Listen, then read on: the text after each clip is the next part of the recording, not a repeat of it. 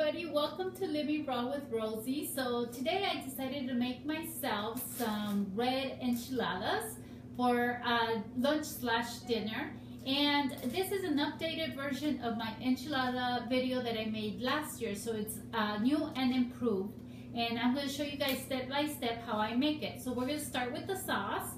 So for the sauce, I use two types of chilies. I use chili ancho and I use chili guajillo. And these are two types of dried chilies that you could find at Whole Foods or any supermarket. The chili ancho is basically a sun-dried chili like this. And it tastes a little bit smoky type of flavor. It's really delicious. And the chili guajillo is a long red chili like this. And this one is super sweet. So what I do, I de-seed these two chilies and I de-seed them and I put them in water to soak for a couple hours, or you could do this overnight. So we're gonna use the chilies, and you're gonna use half of a small onion. You're gonna use a piece of serrano chili or jalapeno, whichever you prefer. 1 garlic clove, a 1/4 teaspoon of cumin, and I'm sorry, that's half a teaspoon of cumin and a 1/4 teaspoon of Himalaya pink salt.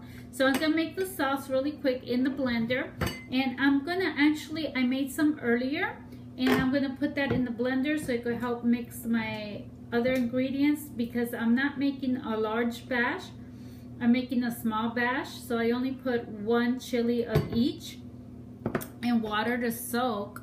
I didn't want to make too much because I like eating my food fresh.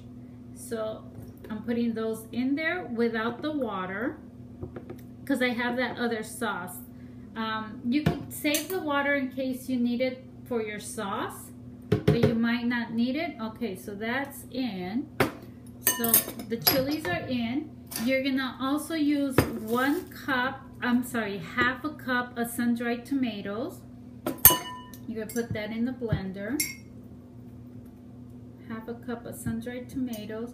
And unfortunately, I just ordered them actually online, the organic sun-dried tomatoes. And these are the ones that have been soaked in olive oil. I do not like using oil in my food raw, but this is the only thing I had available until my tomatoes come in.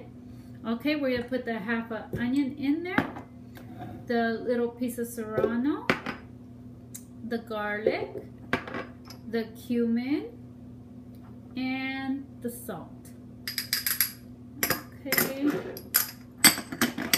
that aside, and I'm gonna blend this, and then I might have to use my tamper, and if not, I'm gonna probably have to put a little bit of liquid in there. So I'm gonna keep the liquid close by, and we're gonna blend this. Okay guys, so this is what it looks like, just like that. After, of course, if I wouldn't have to use the tamper to blend it if I would have doubled the ingredients, but since I wasn't making too much, I had to use the tamper. So I'm gonna pour it. Oh, I tasted it earlier and it needed a little bit more salt, and I just put a little bit more salt and it's perfect now. So that's all I needed to do, just a little bit. So instead of half a teaspoon, maybe a whole teaspoon of salt. Now we're gonna strain the sauce, because I also added a little bit of the liquid, so you don't want your sauce to be runny. In this case, it doesn't look like it's gonna be runny at all, but I'm gonna put it through the strainer just in case while I prep the other stuff. You don't want your sauce, remember when you're making your sauce, you don't want your sauce to be runny. You want it really, really thick, because we're working with vegetables that are really high in water content. And that's my experience with my enchiladas that I made last year on that video. They were just really, really runny because I didn't know how to extract a lot of the liquid from the sauce and everything. But after making them over time, I perfected the recipe as best I can. So we're gonna leave this in the strainer in the same bowl that I soaked the chilies for a little bit. As you can see, that liquid is just coming out. So we're gonna put that aside and I'll be right back and we're gonna make the filling. Okay guys, so now we're gonna do the filling for the enchiladas. We're gonna use a portobello mushroom. We're gonna marinate it, and this is what I use as a filling to mimic chicken or any type of meat for when I make my collard green burritos. This is actually one of the fillings that I use, and also this is a recipe that I use to mimic chicken breast if I want to put it on top of my salad. So this is what I do. I clean the inside of the mushroom with a spoon and scrape all the black stuff inside the portobello mushroom. I cut the stem off, then I rinse it and dry it, and then I dice it. So you're gonna if you're making just chicken breast, you could cut it in long strands like this and just marinate it and leave it like that. But if you're gonna use it like I am right now, you're gonna just dice it in little squares. If you're gonna use it as an enchilada filling, so you're gonna go now across this way, like you just dice it, and it's nice and diced.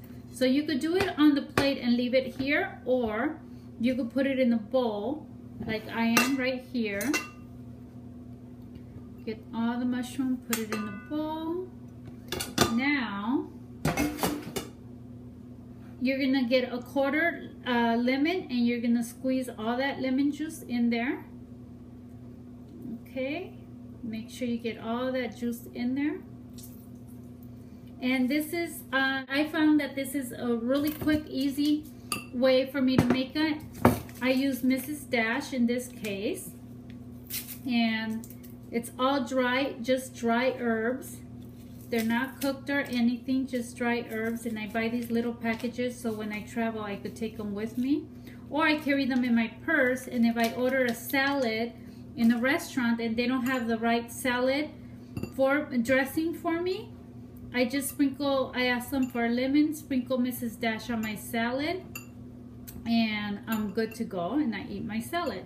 So you just mix it in like this, and then you're gonna get some pink Himalaya salt, and you're also gonna put some pink Himalaya salt. The reason for that is because Mrs. Dash doesn't have salt, so it's just herbs. It tastes delicious, but it's gonna need it. So you guys are gonna let this sit. Just mix it up really good with your hands. You're gonna let this sit for a while. Here's a cauliflower for my rice that I'm gonna make. I put that there and just leave that weight there and let it sit for a little bit, probably for 40 minutes or half hour.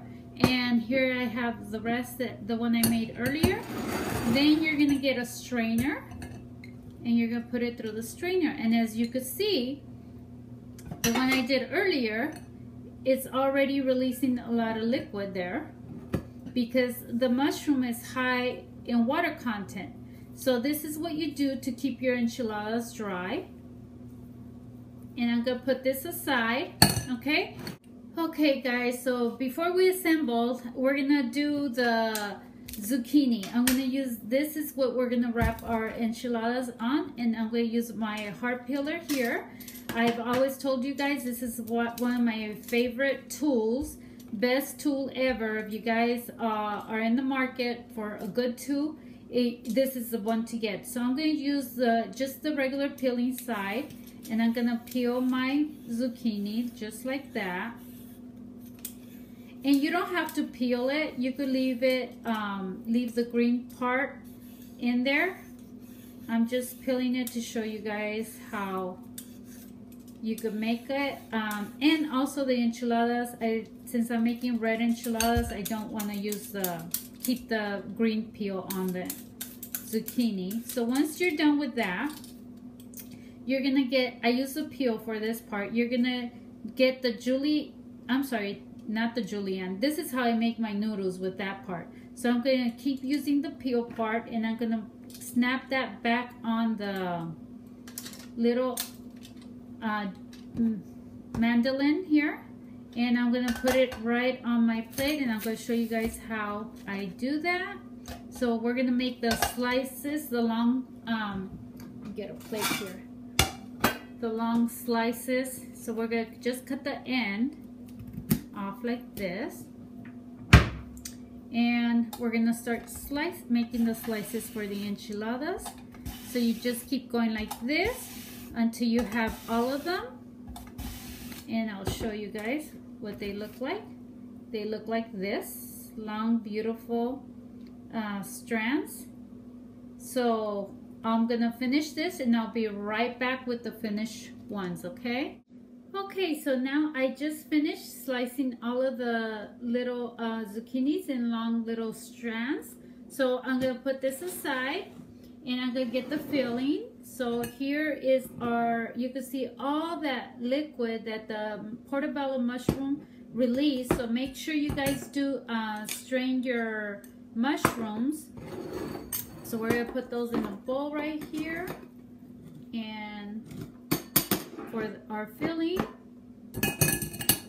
And now the sauce. I want you guys to see the sauce. It actually did not release too much liquid, just a little bit right there, which that means I'm getting the exact amount of ingredients in there to keep my sauce a little thick so it doesn't thin out too much. So we're gonna put this in a bowl. This was perfect sauce. So here are two things that we're gonna use to assemble our enchiladas. And I'll get started with this. Actually, put all my ingredients on one side and I'll show you guys the assembly part. So you're gonna get 3 zucchini strips like this, and you're gonna overlap them like this, and you're gonna lay them down just like that. And you're gonna get a spoon, I think about a spoon, 2 spoons, because we're gonna need one for the sauce and the filling. So okay, you're gonna go ahead and put the filling right about there. Oh, you know what? Before the filling, and you move that aside, I recommend that you put a little bit of the enchilada sauce in there. Just a little bit. Smear it right at the end. Then you can put the filling right there. And have a little bowl of water, which I do right here next to you. And you can start rolling. So you go, the bowl of water is to rinse your fingers. You see as you're rolling, you can see that sauce coming through like this. And there is one right there. So you can put as much or as little filling as you want, like this. So say there's somebody in your family that does not like mushroom, and you shred a bunch of zucchini with the julienne that I just used right now, my heart peeler actually, and you put the zucchini slices in there. This is for somebody who does not like mushrooms, because I know there's a lot of people who just does not like the taste of the mushrooms. Put a little bit more enchilada sauce there. Rinse my fingers. So I just have a bowl of water so I could dip my fingers in a little towel next to it. So when I'm rolling them, I don't make a huge mess. Okay, so that's your enchiladas right there. And when you're done, you're just gonna take some of the sauce and you're gonna put it right over your enchiladas like this. And you could smear them all with enchilada sauce or just leave it on top like that. Okay guys, so now we're gonna make our rice. So we're gonna use the food processor. You're gonna be using your S blade, and you're gonna get half a head of cauliflower, and you just roughly just kind of tear them apart in pieces like that. And we're gonna put this in the food processor, just like that. And running out of space where to put my stuff. I'll Okay, we're gonna just chop this, roughly chop this. This is what it's gonna look like, just like that, your rice. Okay, so I'm gonna get this out of the way, and the next step is you're gonna get your nut milk bag, just like that, and you're gonna pour your rice right in there, your cauliflower. And this is one thing that I learned how to do after doing this recipe many times. I realized that I had to strain my cauliflower. Okay guys, I put it through the food processor a little bit more to make it finer, and now I'm able to squeeze all the liquid out of it. It was a little bit hard to squeeze it because I didn't break it down the pieces really small, tiny enough. So there we go. Yeah, I was kind of struggling. I go, no, this needs to be processed a little bit more. And this is a process that I use also when I make my sushi. So when you're making rice for your sushi, always make sure you strain the cauliflower once it's done with the processor, and you get all that liquid out. There you go, all that. Now we're gonna get another bowl, and you're gonna dump the cauliflower in there. So as you can see, it's really fine. There it is. And now this is what you're gonna put. We're gonna put cilantro in there. We're gonna put tomato. We're gonna put some onions, little long green onions that I diced up. We're gonna put a little bit of lemon and some Himalaya pink salt. And we're gonna prep our red rice. So you guys can see, that's what the rice looks like, and it's just the cauliflower. So I'm gonna go ahead and I'm gonna put the tomato in there, and it's really good that you strain it because the tomato is gonna kind of give it put more liquid in there. Onions, and also the lemon and some cilantro. I love cilantro. This is optional, it's up to you guys. Everything is optional, it's up to you guys, your flavor, but I love those Mexican flavors. Some pink Himalaya salt, as much or as little as you like. Everything together, okay? Now we're gonna put some of the lemon in there. Oh. Mix that up. Right back, you guys, and I'm gonna plate this and we'll taste the final product. All right, guys, so now we're gonna taste the final product. Here it is, my red enchiladas with my rice. As you can see, it's still a little runny. I don't know if you can see there. It runs a little bit, but that's okay because it's been sitting for a while I made the rice. But it's not as runny as my video last year. This is a lot better, and the better new improved one. So I'm gonna go ahead and taste the enchiladas and see what they taste like. So first, I'm gonna try a piece of the enchilada.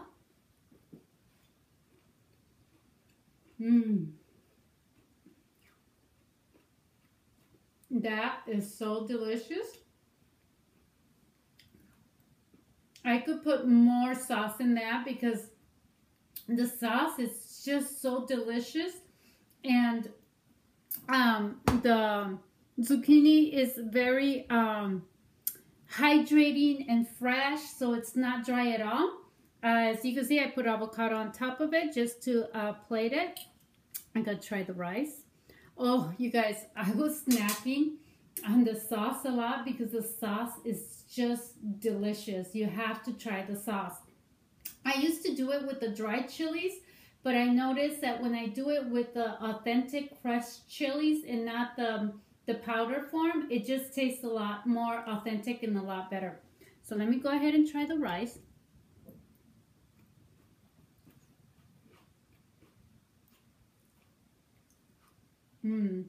So good. I could I hardly taste the cauliflower. I taste a lot of the cilantro, the tomato, the onion, the salt, and the cauliflower just makes it crunchy and delicious. So it's really, really good. If you guys want to try a raw enchilada recipe, please try this one. And if you like the video, give me a thumbs up, and don't forget to subscribe to my channel so I can continue to bring great ideas for you guys to eat your food and your fruits and vegetables in the raw form. And thanks a lot for watching, and thank you for your support. I hope you guys enjoyed the video. Bye-bye.